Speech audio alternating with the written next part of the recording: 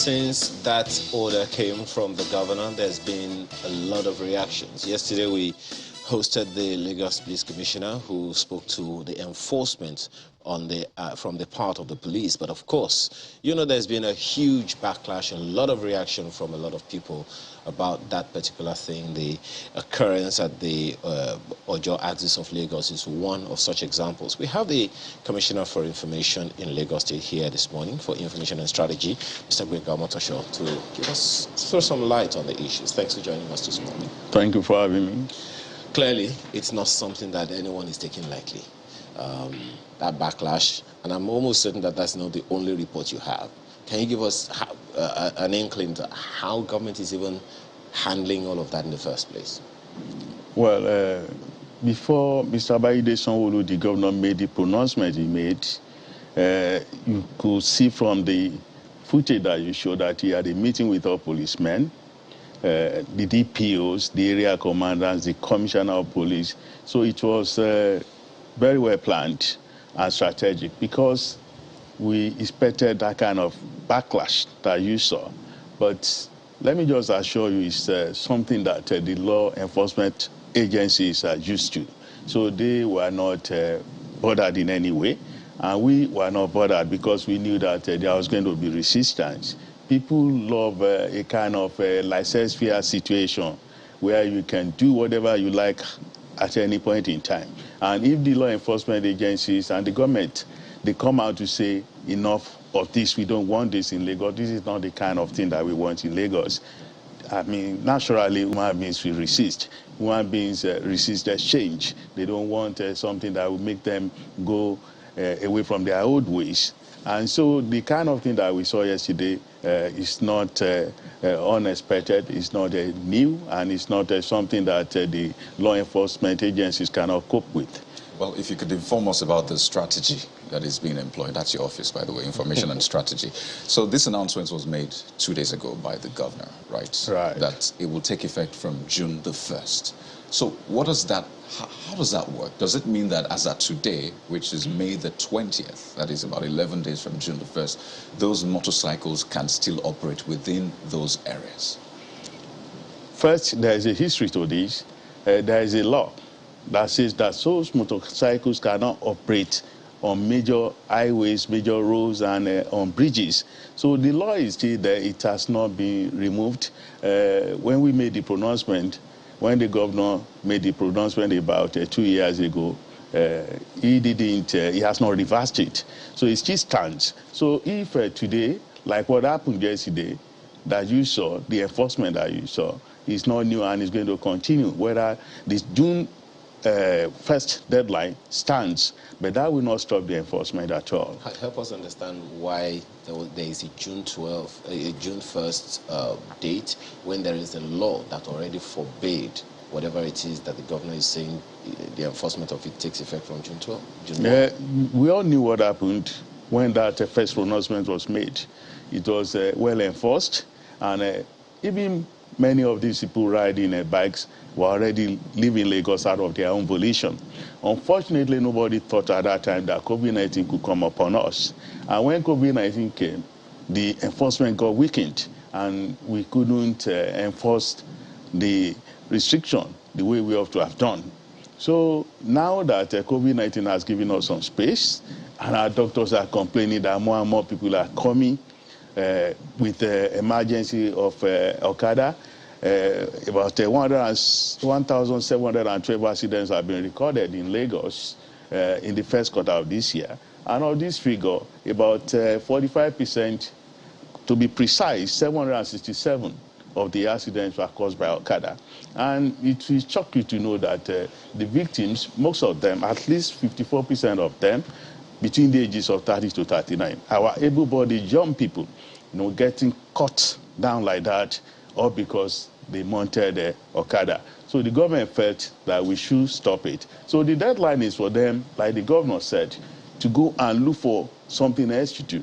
There are many things to do in Lagos. If you still want to stay in Lagos and you want to be law-abiding, you should go and collect your LASTRA card and be an official resident of Lagos and find something to do. Artisans who left their jobs to go and mount Okada and riding all over the place should find reason now to go back to their jobs. Unless we missed it, Ojo local government was not named in the list of local government the governor mentioned yesterday that would be affected. So if the timeline is to give the riders an opportunity to find an alternative to their trade, why did enforcement begin on that axis of Lagos State? That's what I said. The law has been there. Ojo has highways. All highways and major roads in Lagos and bridges. These guys are not supposed to be found there. So if the deadline is first, like you said, the law is still there. It's not being repealed. So the old order is there. It's not being repealed. What Mr. Baide Sanwo-Olu, the governor, has simply done is to reinforce this order and to give these people an allowance, for them to be able to move out and find some other things to do or take their bikes away from Lagos to go to some other places. There are about 9,000 and something roads, 9,500 and something roads in Lagos.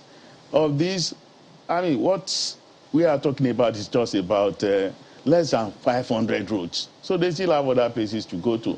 But the thing is that they'll be breaking the law in that process. If they go to other places, they'll be breaking the law. No, what I'm saying is that 6 local governments now. Yeah, I'm saying regardless. You've said that. Regardless, the law covers the whole of Lagos. So if you're saying that they should at least leave those 5 or 6 local government areas and move to others, they're still breaking the law.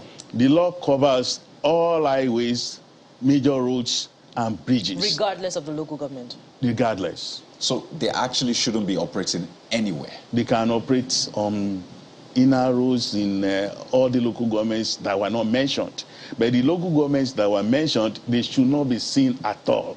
They should not be seen, they should not be heard, they should not be felt. What about the highways in the other local government areas? The highways in other local government areas, they must not be seen there.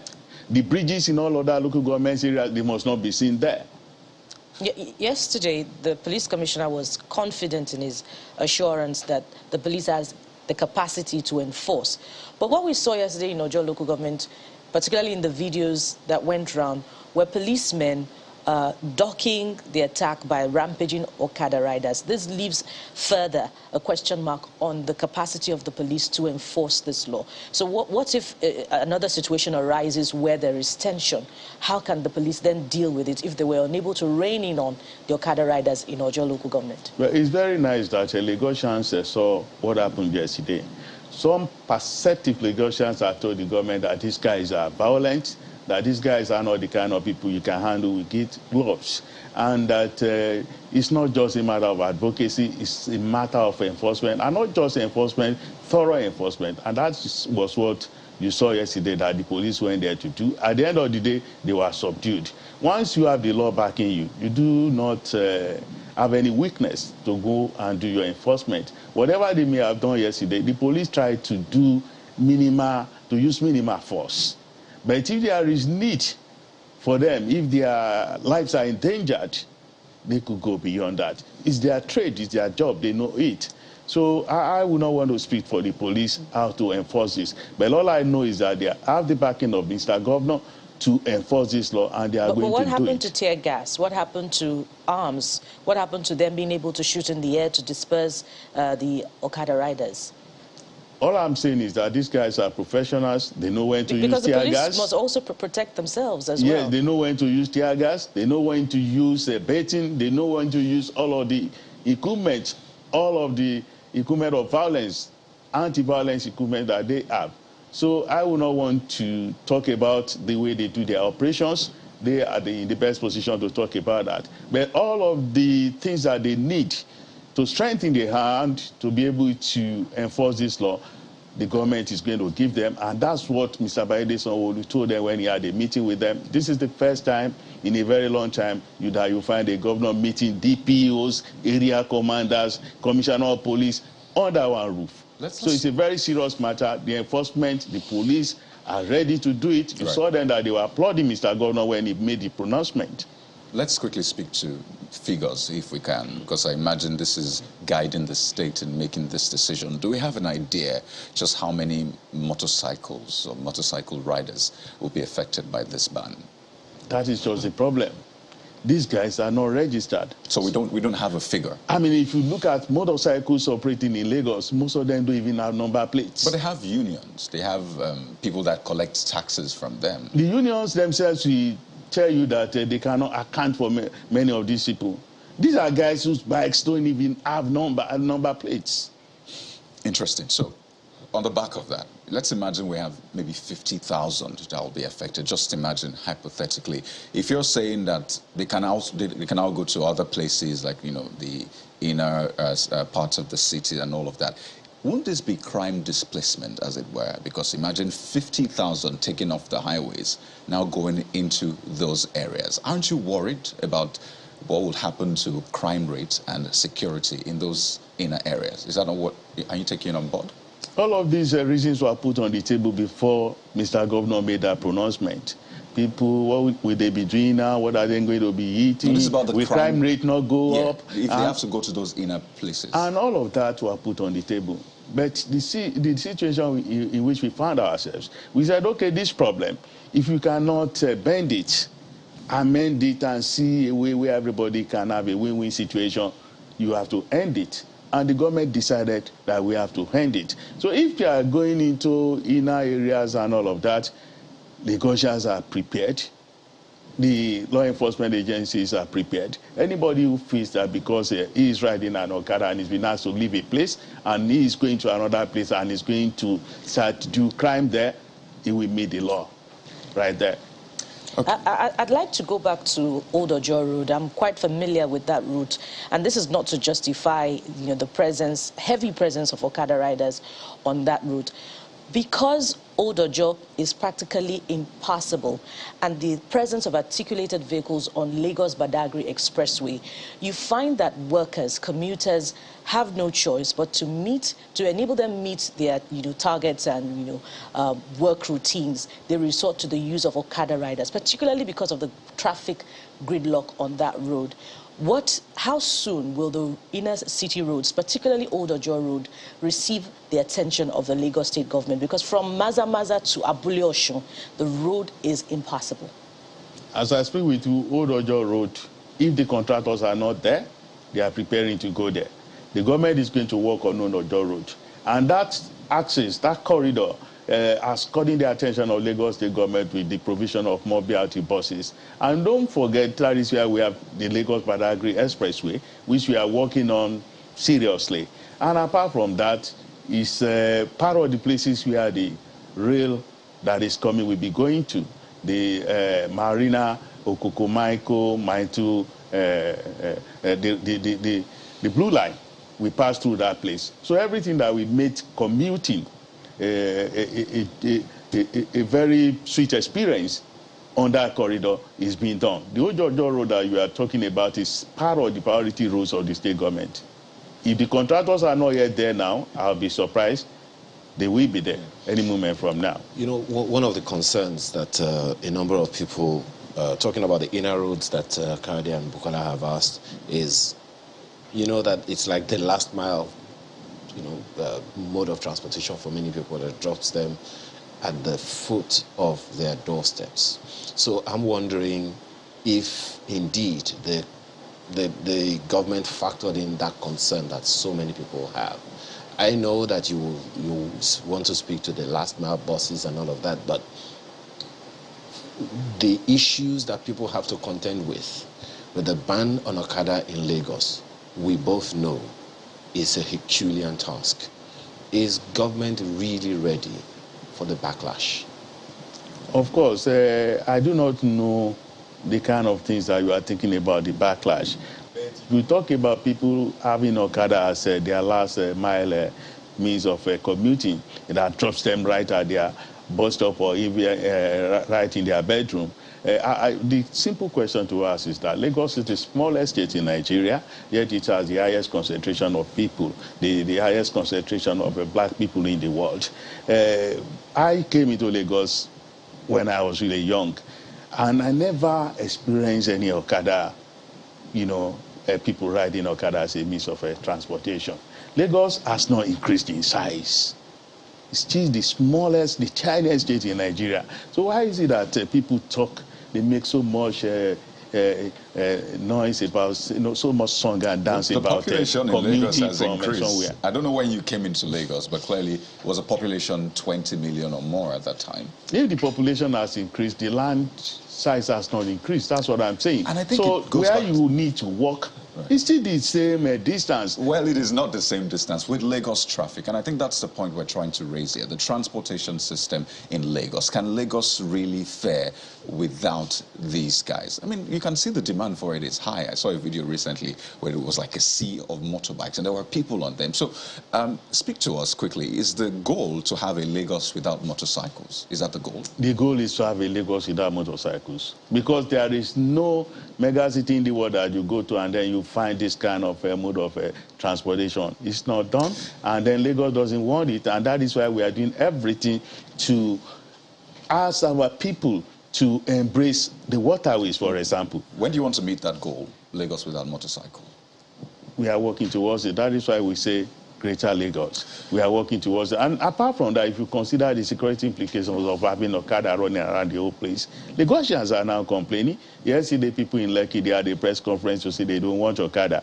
The other day, people in Ajao Estate, they came to Alausa to say they don't want Okada. Everybody is complaining. Nobody wants Okada. But Commissioner, pardon me.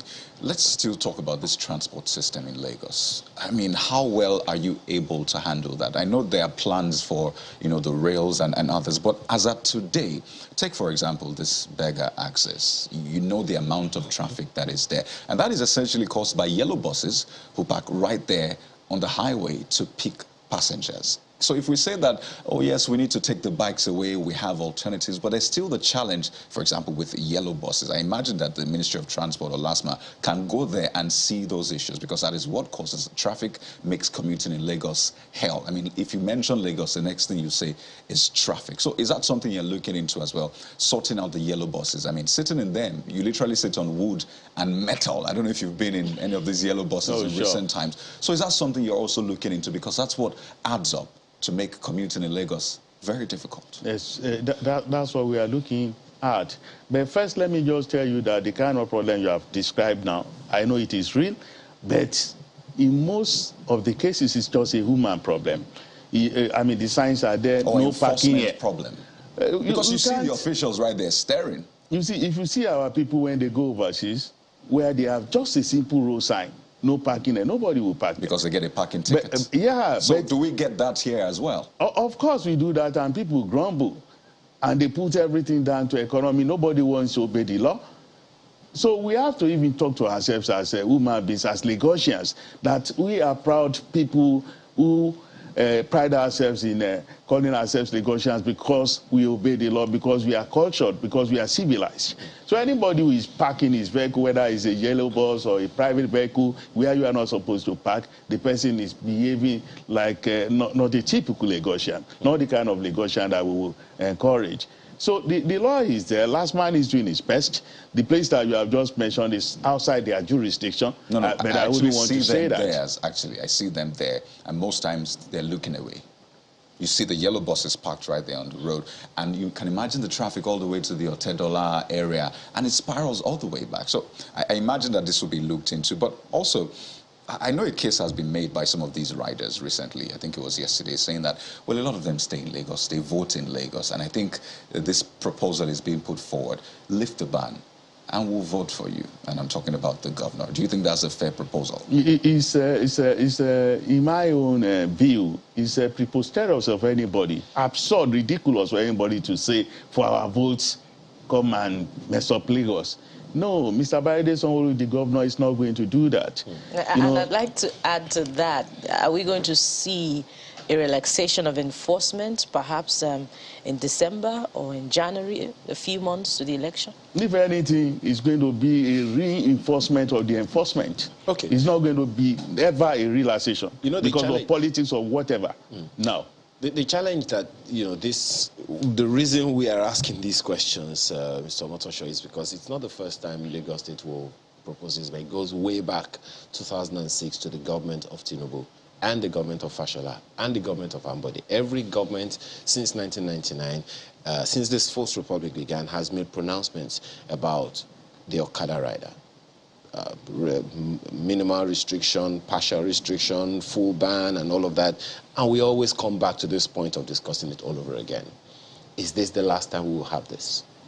This is the last time we are going to have What's this. the assurance? The assurance is that, like I told, this is the first time you find the governor meeting all police DPOs and area commanders. And that is just one level of the security aspect of this whole thing. There is another level which is also working through. And I've told you everything that the law enforcement agencies need to, in terms of equipment, in terms of welfare, in terms of encouragement, they are going to get. Okay. I assure you, if there is anything, Lagosians have cried enough about this thing. So it's going to be enforced. Okay. Malcolm has a question for you. Malcolm? Mr. Commissioner, good morning. I have two questions. I've been told I can only ask it once, so I'm going to wrap the two questions in one. First, this menace, which you now consider Okada riders to be, there are going to be questions as to whether or not you're also seeing the Kekes as the tricycles as a problem as well. Do you see the problem moving now to the tricycles, one? And then two, did you ever have a problem with implementing the laws which the Lagos State government had set out? I mean, given the fact that Lagos State government doesn't have its own police, but has to rely on the police provided for by the federal government. Did you ever, at any point, have a problem with implementation? Like I said before, if you go back to the past 2 years when this pronouncement was first made, it was well implemented, it was well enforced. The police were there, they were dutiful, they were diligent about it. But unfortunately, we had COVID-19, which nobody planned for. It was an emergency, a calamity that affected everybody. So there was no time for us at that time to really concentrate on implementing this law. And the guys who are bringing Okada into Lagos, they just saw that loophole and then exploited it and brought Okada in. And unfortunately, the insecurity we have in some parts of the country is not helping matters. People are leaving their farms, they are leaving their places of work and then coming to Lagos to make ends meet by riding Okada. And we have considered this, that people are losing their limbs, they're getting their heads smashed. So we need to go back to the drawing board and ensure that this mode of transportation is banned in Lagos, and we shouldn't be having it. So we are not going to have any problem with enforcement. I'm talking about Keke that you spoke of. I mean, is the cousin of Okada. I mean, at times they do the same thing. But the law too that bars Okada also bans Keke. Keke should not be found on major highways and bridges in Lagos. And I hope that the guys who are running that kind of business, they are also thinking of having another thing to do. Because by the time the ban becomes, Mr. Governor said it's the first phase, it's a first ban. By the time it becomes an encompassing thing, I do not see why people will not say, we say that they do not have enough notice to go and find some other thing to do. So enforcement is what people are afraid of, and they feel that the government will want to go back because of politics or for whatever. But I have told you, you have seen it. Mr. Governor himself has spoken. He's a man of integrity. He's a man of his word. He's going to ensure that whatever it takes for us to enforce this, we are going to enforce it. And we have been encouraged by Lagosians who have seen the danger, who feel that, well, if you want to consider that you are moving by Okada from one place to another, and it's very fast, it's very efficient, it's whatever advantage of it. Mr. Amatosho, let me quickly clarify what you've just said in respect to the Keke people. What you're saying, if I understood you clearly, is that Okada is the first phase, and that as time goes on, you could also be extending what you have done with the Okada people to the Keke people. No, the law that bans Okada also bans Keke. Keke should not be found on highways, should not be found on bridges, should not be found on major roads in Lagos. Let me add to that. Let's clarify. There are trunk A roads, there are trunk B roads. So can Keke be found on trunk B roads that are not necessarily expressways, not bridges? Can Keke be found on trunk B roads besides the inner city roads? Major roads are quite clear. If you look at a road like Thormilan Bridge, like Ikorodu Road, like... those are major highways. Those are major highways, and then roads like the one that leads to the airport road, and all of those places, they are not supposed to be found there. Okay. But where are those? You said that they bring bikes in. Do you know where these motorcycles come from? That is the mystery that Lagosians are worried about. They don't know where they come from. The riders are unknown, most of them. They don't even have a number plates. Come and take class trackers so that we can account for you. They won't come. So what are you doing with those motorcycles that have been confiscated? What is the plan? Are you returning them? Is it back to sender? Are you destroying them? What exactly is going on? We have shown pictures of how they've been crushed. So everything will be destroyed? Everything will be crushed. They are being crushed. And we are going to continue to show pictures of the bikes being crushed. Okay. To show people that we are very serious, and to show those who are bringing them in that enough is enough. They shouldn't bring them into Lagos anymore. Yes, no. Just yes, no. Does this invalidate the provision of the law that talks about 200cc capacity bikes? No. Okay. Mr. Gbenga Motosho is Commissioner for Information and Strategy, Lagos State. Thank you so much for your time this morning and for your perspectives. Thank you.